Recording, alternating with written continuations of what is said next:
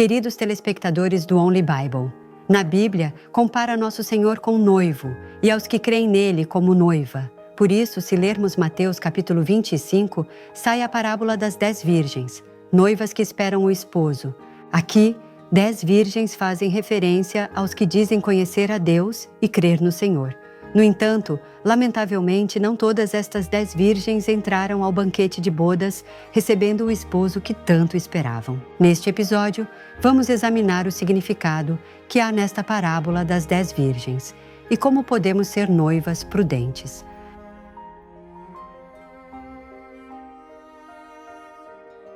Mateus 25, 1-13. Então, o reino do céu será semelhante a 10 virgens, que tomando suas lâmpadas, saíram a receber o esposo. 5 delas eram prudentes e 5 insensatas. As insensatas, tomando suas lâmpadas, não tomaram consigo azeite, mas as prudentes tomaram azeite em suas vasilhas, juntamente com suas lâmpadas, e tardando o esposo, cabecearam todas e dormiram. E à meia-noite ouviu-se um clamor: "Aqui vem o esposo, saí a recebê-lo." Então todas aquelas virgens se levantaram e arrumaram suas lâmpadas. E as insensatas disseram às prudentes: "Dai-nos de vosso azeite, porque nossas lâmpadas se apagam." Mas as prudentes responderam dizendo: "Para que não nos falte a nós e a vós, ide antes aos que vendem e comprai para vós mesmas." Mas enquanto elas iam comprar, veio o esposo, e as que estavam preparadas entraram com ele às bodas, e fechou-se a porta. Depois vieram também as outras virgens, dizendo: "Senhor, Senhor, abre-nos." Mas ele, respondendo, disse: "Em verdade vos digo que não vos conheço.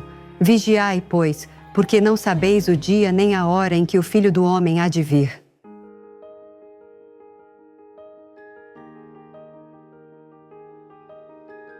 As 10 virgens que esperam o esposo na passagem de hoje aludem a crentes que foram salvos ao aceitar o Senhor e que creem nele como seu esposo. No entanto, expressa a passagem que 5 dentre elas eram prudentes e as outras 5 insensatas. As 5 virgens insensatas não estiveram preparando-se mesmo dizendo esperar o esposo, e quando escutaram de repente que vinha o esposo, se prepararam com afã.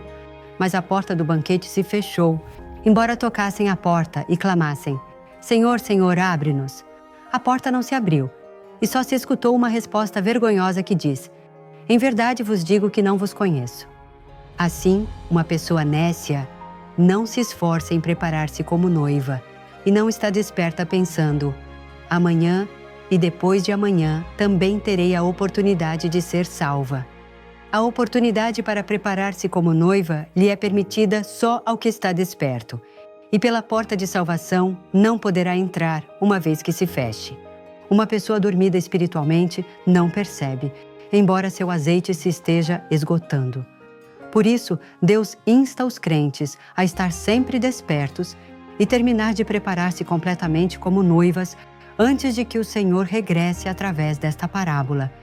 É tal como cita 1 Tessalonicenses 5:23. "E o mesmo Deus de paz vos santifique por completo, e todo o vosso ser, espírito, alma e corpo, seja guardado irrepreensível para a vinda de nosso Senhor Jesus Cristo." Uma pessoa que só vai e regressa da igreja e desfruta o prazer, comprometendo-se com o mundo, deve dar-se conta de que não está esperando a vinda do Senhor e que está longe da salvação também. Quando se terminar este cultivo humano de 6.000 anos que começou nesta terra, desde que Adão que pecou foi expulso do jardim do Éden, acontecerá algo realmente surpreendente. O Senhor, que é o esposo, virá ao ar e fará um banquete de bodas durante 7 anos, junto com os crentes que se esforçaram em preparar-se como noivas. Se lermos Apocalipse 19, 9, onde está registrado o que se dará mais adiante, diz: "Bem-aventurados os que são chamados à ceia das bodas do Cordeiro", ou seja, do Senhor. O fato de que seja convidado e entre ao banquete de bodas do Senhor significa que foi salvo e obteve vida eterna. Quão abençoado é isso! Em contrapartida, se não consegue entrar ao banquete de bodas do Senhor, não poderá ser salvo e será castigado eternamente. Por isso, devemos estar sempre despertos, esforçar-nos em preparar-nos como noivas e ter o requisito de entrar ao banquete de bodas a fim de receber o Senhor que regressará. Então, qual será o requisito de noiva que deveremos ter sim ou sim para entrar ao banquete de bodas do Senhor?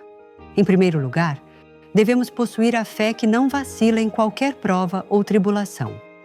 Hebreus 11:6 menciona: Mas sem fé é impossível agradar a Deus, porque é necessário que o que se aproxima de Deus creia que Ele existe e que é galardoador dos que o buscam. Existe uma razão pela qual Deus levantou Abraão como o pai da fé. Porque a fé de Abraão não vacilou para nada, mesmo numa situação impossível de compreender pelo pensamento humano, e mostrou a obra de fé como evidência ao obedecer completamente. Quando Deus lhe ordenou oferecer seu filho Isaque, que é a semente de promessa, Abraão mostrou uma obra de obediência completa, sem empregar o pensamento carnal. E como foi no caso dos 3 amigos de Daniel, eles guardaram firmemente a fé mesmo ante a morte, pelo que Deus se alegrou em grande maneira pela fé deles. O rei Nabucodonosor fez uma estátua de ouro e ordenou aos 3 amigos de Daniel, ou seja, a Sadraque, Mesaque e Abed-nego, que se prostrassem ante ela, e lhes ameaçou que, se não o fizessem, os lançaria na fornalha de fogo ardente. Mesmo assim, eles de nenhuma maneira se prostraram ante a estátua que Deus aborrece. Ao contrário, confessaram valentemente o seguinte: Eis que o nosso Deus, a quem servimos, pode livrar-nos da fornalha de fogo ardente, e de tua mão, ó Rei, nos livrará. E se não, fica sabendo, ó Rei, que não serviremos a teus deuses, nem tampouco adoraremos a estátua que levantaste. Finalmente, os 3 amigos de Daniel foram lançados na fornalha de fogo por não terem adorado a estátua de ouro. Mas Deus os protegeu de maneira que nenhum só cabelo deles foi queimado.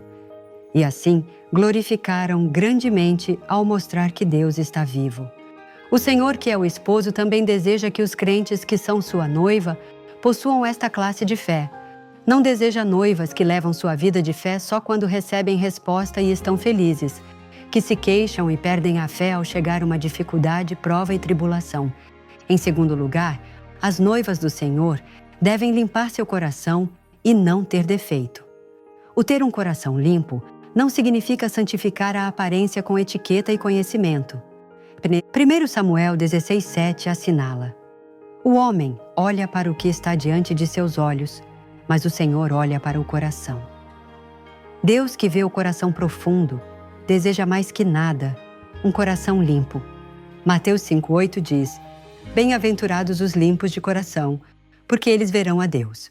Ao descartar totalmente a maldade e o pecado que sujam o coração, este será limpo e também purificará seu corpo e entorno. A Bíblia expressa o limpar o coração como lavar a roupa. Apocalipse 22:14 registra: Bem-aventurados aqueles que lavam suas vestes, para que tenham direito à árvore da vida e possam entrar pelas portas na cidade. O que faria se sua roupa se manchou de sujeira? A lavará muito bem para usá-la. É igual com a sujeira que se impregnou no coração. Deve limpá-la e lavá-la com a palavra de Deus, que é a água espiritual. Uma pessoa que brigava e se irritava deve deixar a ira. Alguém arrogante, tornar-se humilde e servir a outros. O que tem ódio, ciúmes e inveja deve ser transformado num coração que ama inclusive seus inimigos. Quando alcance um coração assim de limpo e formoso, chegará a ser a noiva do Senhor, que é santo e glorioso. Em terceiro lugar, devemos preparar azeite e estar despertos. Para ser noivas que entram ao banquete de bodas, assim como as 5 virgens prudentes, devemos preparar bem o azeite. Aqui, azeite se refere à oração e plenitude do Espírito Santo. E tal como se pode acender uma lâmpada com azeite, só ao orar fervorosamente e revestir-se da plenitude do Espírito Santo, poderá acender a luz do Espírito. Apesar de que se tenha convertido em filhos de Deus ao receber o Espírito Santo, se não oram, é natural que a plenitude espiritual se diminua. Chegarão a conciliar-se com o mundo pouco a pouco e, depois de viver em pecado, poderiam inclusive perder a salvação ao final. Se as 5 virgens insensatas tivessem estado despertas sem adormecer, teriam podido preparar o azeite. Se tivessem estado despertas e soubessem que o esposo tardava em chegar, teriam podido preparar suficiente azeite e entrar ao banquete de bodas. Portanto, devemos entender através desta parábola de que temos que estar despertos sempre. Ninguém conhece o dia nem a hora de quando o Senhor virá. Mas para uma pessoa que está desperta, o dia do Senhor não chegará como ladrão. No entanto, se não está desperto, poderá cair na insensatez semelhante às pessoas que não puderam entender até o momento no qual o mundo foi destruído pelo juízo do dilúvio na época de Noé. Estimada família do Only Bible, o preparar-se como noivas do Senhor não se consegue de um dia para outro. E a fé espiritual também se pode obter só se Deus a dá, e não por sua própria conta.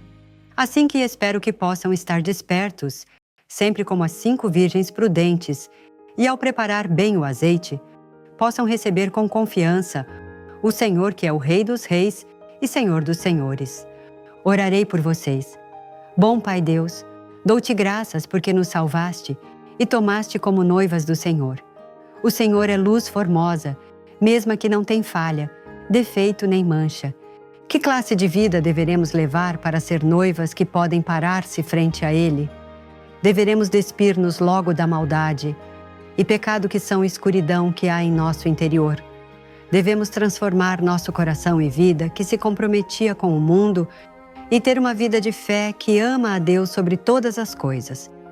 Peço-te para que assim sejamos noivas formosas e puras que podem parar-se dignamente ante o Senhor, que é a luz mesma quando nos encontrarmos com Ele. Peço-te para que os telespectadores estejam despertos e se esmerem por preparar-se como essas noivas desde este mesmo instante. Dou-te graças e oro em nome de nosso Senhor Jesus Cristo. Amém.